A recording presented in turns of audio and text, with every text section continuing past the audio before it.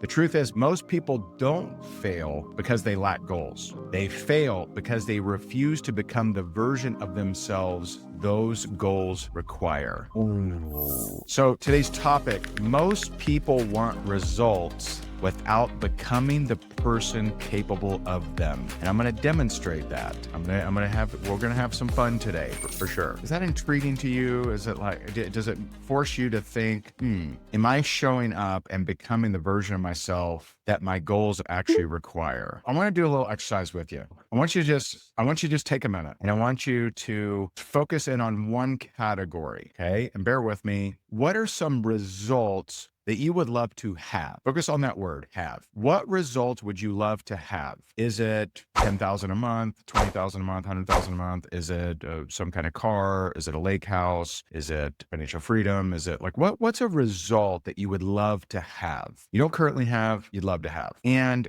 those answers all require something. So they either require discipline, right? Well, I don't think that's actually arguable. So I think they all require discipline. They all require consistency, but most of them require something else too. Boldness, courage, stick-to-itness, guts, getting uncomfortable. If you look at the goals that you have, that you want to achieve, take also the time to ask yourself, what are the traits required to achieve those things? And you'll probably figure out that it comes down to consistency, boldness, courage, guts, maybe even risk, discipline, persistence, focus. Now ask yourself if you have those traits. Let me read you the hook yet again. Most people don't fail because they lack goals. They fail because they refuse to become the version of themselves those goals require. When I was in foreclosure, $1 million in debt, being chased by bill collectors, I was in misery, but that wasn't when I was the most uncomfortable. I was the most uncomfortable when I was making leaps of faith. When I talk about uncomfortable, I don't mean misery. I don't mean that it's tough. I mean uncomfortable of what leaps are you making that's absolutely irrational? What jumps are you making that make you nervous as hell? One of my most uncomfortable moments was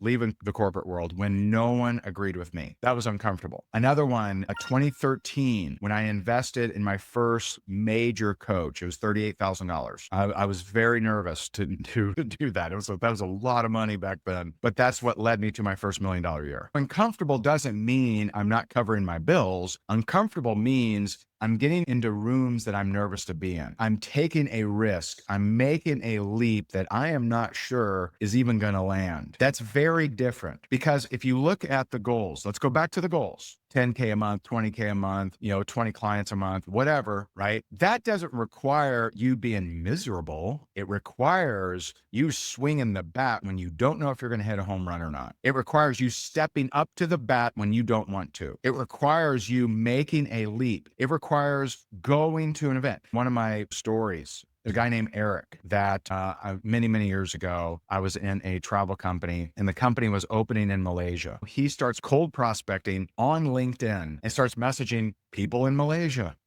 Isn't that what you do, right? He starts cold messaging people in Malaysia. And this guy responds and he says, hey, I'm very interested, but I want to meet you first. So Eric goes to his wife. By the way, they weren't doing very well. Okay. They were struggling to get by. He goes to his wife and he says, hey, babe, don't pay the mortgage this month. I'm going to need that money to fly to Malaysia. Wives, what would you think?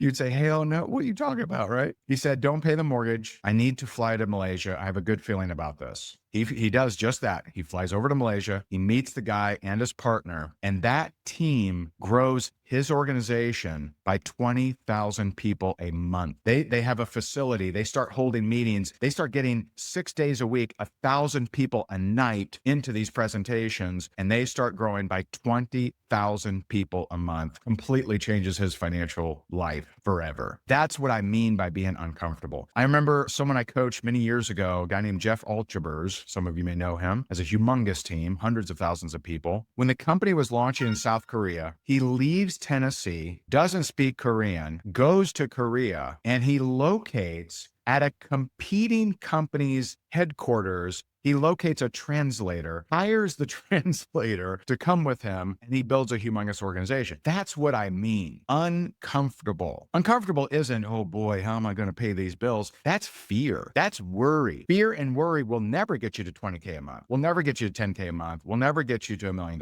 ever. That will never get you there ever. You making a leap. Now you may be fearful of that leap. You may be worried about that leap. You may be unsure about that leap, but that leap, that is what I mean. Where am I taking a leap and I don't know how this is going to go? Really don't. Where are you walking in faith? That's the question. Because all those goals that y'all drop down, they require a leap of faith. They require for you to become someone different than who you currently are. And you do not become someone different by cowering in fear and being worried about your bills. That's not how this works. What are some other examples? Some other examples might be you prospect someone that you're really nervous to prospect. Maybe you fly to a town solely to meet somebody to try to prospect them, and they're way out of your social economic chain. They're way out of your league. But you go to meet that person to try to prospect them. That would be uncomfortable. And there's so many stories of this. There's so many stories of people that made a leap, had no idea if it was going to work out or not. How many of you have little kids? Do you know who Danny Go is? You ever heard of Danny Go? So Danny Go is this dude on YouTube. He does all these different songs, all these different dances.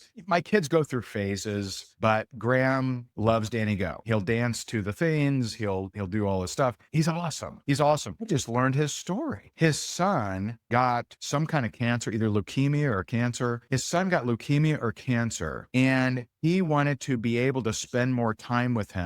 So he started a YouTube channel from home to try to make money so that he didn't have to go to work. That's how he started. He now has tens of millions, hundreds of millions of views. That's awesome. That's a leap of faith. Do you think he was confident that him being a YouTube influencer would work out? I highly doubt it. Highly doubt it. Speaking of YouTube, I got another friend, Roger. And if you look up plumbing guy on YouTube, you'll probably find him. A big guy with, handlebar mustache. This guy, he took a leap of faith and he said, you know what? I'm a plumber. Like, this kind of sucks. I'm going to start just filming what I do as a plumber. He starts the plumbing video YouTube channel and starts sharing him unclogging toilets and sinks and all this different stuff. And for, I think it was a year, maybe longer than a year, he had like a couple hundred subscribers, maybe 1,000 subscribers. But he keeps going. He keeps showing up. And one day he logs in and he's added like 1,000 subscribers. He's like, what's going on? The next day he has like 2,000 subscribers. He's like, oh my God. And that month he has like 10,000 subscribers. He becomes so big on YouTube that he gets a $2 million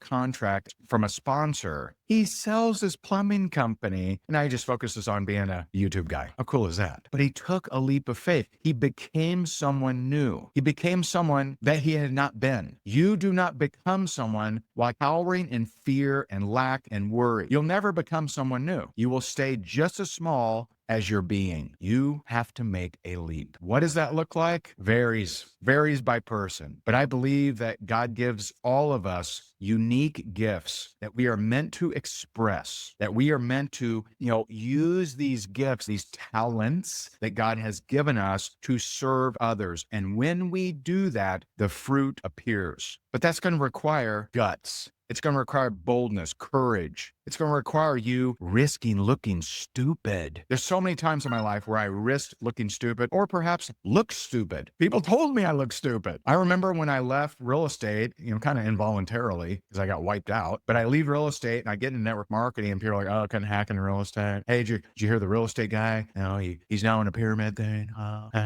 Right? All that stuff. Some of you are so worried what other people think about you. They don't pay your bills, and by the way, that's biblical too. Galatians 1:10 says, I can't be a people pleaser and a servant of Christ. I'm not here to please everybody, but I am here to serve. I am here to help others. I'm here to show up with the talents and gifts that God has given me. And by the way, I'm also to gain skills too. I'm also to learn things and take the gifts and talents God gave me, the skills that I learned, combine those things to serve as many people as I possibly can. And that requires getting uncomfortable. It required Abraham to move from his country to a completely unknown land. It required Joseph to go through a whole lot of stuff. It required Peter to go through. It required all of them. Every single amazing character in the Bible had to go through some stuff to get to that fruit, that uncomfortable route, to get them to where they serve the most amount of people for you. Why would it be different for you? Why would it be different? Is this helpful? Hit that subscribe or follow button wherever you are.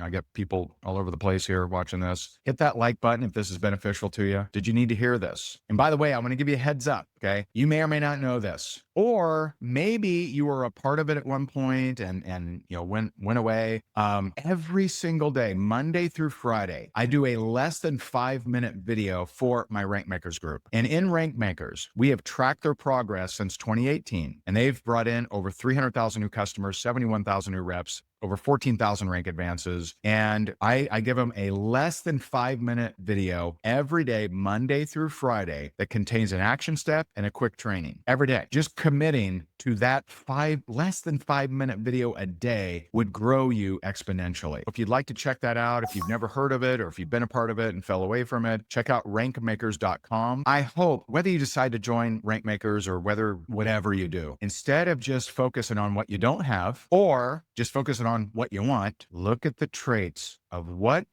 does the type of person have to contain, have to have, that would get those results? What would make success inevitable? What traits that if I possessed would make these goals, of course I'm going to hit them? That's how you got to think. Think about traits, not just the goals. What traits do these goals absolutely require? And I bet you're going to find they require boldness, courage, consistency, persistence, and just a tenaciousness and a focus. Do you have those things? And if you don't, that's probably why you don't have those things. All right. I appreciate you so very much. God bless you. I do hope that this was helpful, and I'll see you soon. Bye for now.